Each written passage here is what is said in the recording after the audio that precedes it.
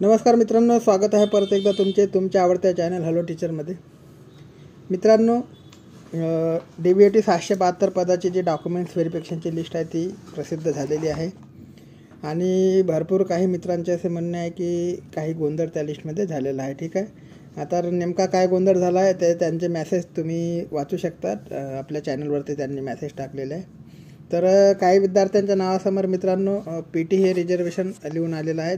जेव्हा त्यांनी जे PTचं रिझर्वेशन आहे सिलेक्ट केलेलं नव्हतं असं त्यांचं म्हणणं आहे फॉर्म भरताना. ठीक आहे, तर मित्रांनो तुमच्याकडे जर ॲप्लिकेशन फॉर्म असेल तर तुम्ही तो एकदा चेक करा आणि त्याच्यात जर PT तुमच्या नावासमोर लिहून येत असेल तर तुम्हाला डॉक्युमेंट्स व्हेरिफिकेशनला प्रॉब्लेम जाऊ शकतो. मित्रांनो, जर तुम्ही PT कॅन्डिडेट नसाल आणि तुमच्या नावासमोर PT लिहून येत असेल तर मग तुम्ही जो हेल्पलाईन नंबर दिलेला आहे DBETने त्यांना कॉल करून एकदा कळवा. ठीक आहे, तर याच्यानंतर काही मित्रांबरोबर असा सुद्धा गोंधळ झालेला आहे की त्यांना जे मार्क आहे ते आन्सर शीटमध्ये 132 मार्क आहे आणि जेव्हा प्रोविजनल मेरिट लिस्ट लावण्यात आले त्याच्यामध्ये त्यांना 126 मार्क आहे असा सुद्धा आपल्याला एक मेसेज आलेला आहे.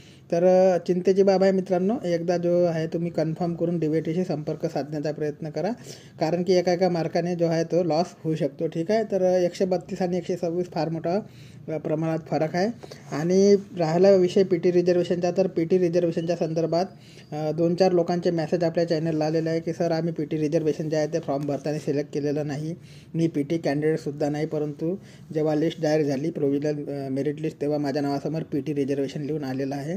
तर जे आता ज्यांच्या नावासमोर PT रिझर्वेशन लिहून आलेलं आहे त्यांनी नक्की जो आहे हेल्पलाईन नंबरला कॉल करून त्याच्याबद्दल सुचवा. अगोदर तुम्ही तुमचा फॉर्म जो भरलेला असेल त्याची प्रिंट तुमच्याकडे असेल तर ते एकदा चेक करा की चुकीने तरी तुम्ही PT रिझर्वेशनवर टिक वगैरे केली आहे का. ठीक आहे, आता PT रिझर्वेशन मित्रांनो चेक कसं करायचं, आपण PT कॅन्डिडेट नाही, मग PT कॅन्डिडेट नाही तर आपलं नाव PTच्या लिस्टमध्ये आहे की नाही हे जर चेक करायचं असेल तर एक PDF आपल्याकडे आलेली आहे. त्या PDFमध्ये तुमचं नाव जर असेल तर तुम्ही PT कॅन्डिडेट आहात, जर त्याच्यामध्ये नाव नसेल तर तुम्ही PT कॅन्डिडेट नाहीत. ठीक आहे, तर आता ती लिस्ट जी आहे PDF फाईल आहे, ती PDF फाईल मी टेलिग्राम चॅनलला अपलोड करणार आहे थोड्या वेळात. तिथे जाऊन तुम्ही ते चेक करू शकता. टेलिग्रामची लिंक तुम्हाला माहीतच असेल, भरपूर विद्यार्थी टेलिग्रामला जॉईन आहे. ठीक आहे, जे नसेल त्यांनी डिस्क्रिप्शन बॉक्समध्ये लिंक दिली आहे, तिथून तुम्ही टेलिग्रामला जॉईन करू शकता. ठीक आहे, तर मी तुम्हाला अगोदर इथे लिस्ट दाखवतो आणि ते लिस्ट तुम्ही बघू शकता कशा प्रकारची आहे. ठीक आहे, हा PT रिझर्वेशन असलेल्यांचा डाटा आहे, म्हणजे ज्याला आपण अंशकालीन पदवीधर उमेदवार म्हणतो त्यांचा डाटा आहे आणि सर्व महाराष्ट्राच्या कॅन्डिडेटचा डाटा याच्यामध्ये आहे. म्हणजे फक्त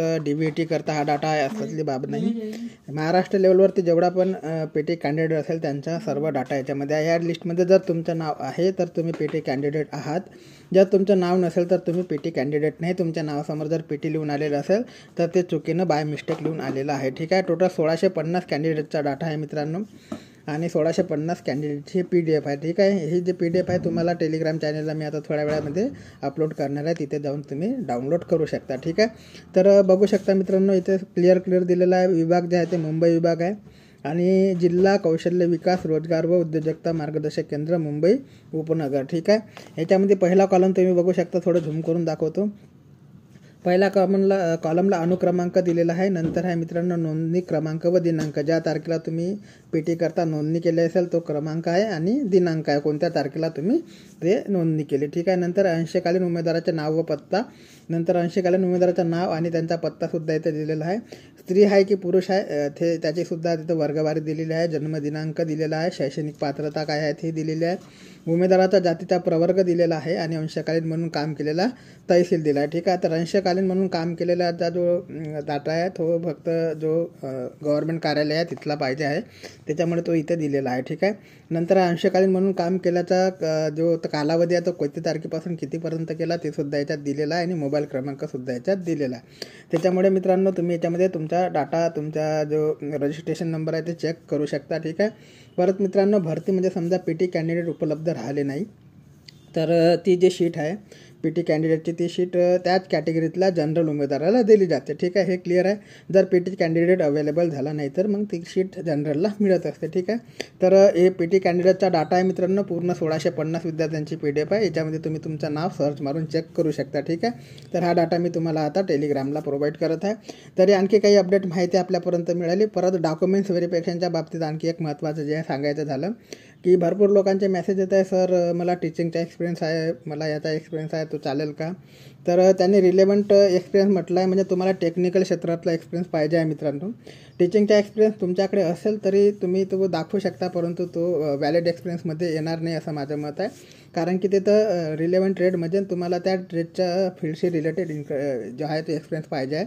जर समजा तुमचं इलेक्ट्रिकल असेल किंवा इलेक्ट्रॉनिक्स असेल किंवा मेकॅनिकल असेल तर मेकॅनिकल ट्रेडशी तुम्हाला काम केल्याचा अनुभव पाहिजे आहे. ठीक आहे, तर अशा प्रकारचा एक्सपिरियन्स आहे. जरी तुमच्याकडे तो नसेल, दुसरा कोणता एक्सपिरियन्स असेल तर तुम्ही DVTला तो दाखवा. ठीक आहे, शो करा. आणि बाकी काही अपडेट माहिती आपल्यापर्यंत आली तर तुमच्यापर्यंत पोहोचवण्याचे कार्य चॅनलच्या माध्यमातून नक्की केले जाईल. आणि राहिला प्रश्न मित्रांनो वेटिंग लिस्ट क्लिअर होण्याचा, तर वेटिंग लिस्ट बऱ्यापैकी क्लिअर होऊ शकते याच्यामध्ये, कारण की एक्सपिरियन्स फार मोठा मॅटर करणार आहे. त्याच्यामुळे जे आहे तो वेटिंग लिस्ट क्लिअर होण्याचे चान्सेस फार आहे. ठीक आहे, म्हणून जास्त चिंता करू नका, जे होईल ते चांगलं होईल. आणि लवकरात लवकर जी भरती आता पूर्ण होणार आहे, ज्याची आपल्याला आतुरतेने वाट होती. 1457 पोस्टची सुद्धा आता 8 तारखेला निकाल आला, तर लवकरात लवकर त्याची सुद्धा भरती सुरू होईल. ठीक आहे, तोपर्यंत जय हिंद, जय महाराष्ट्र, जय शिवराय.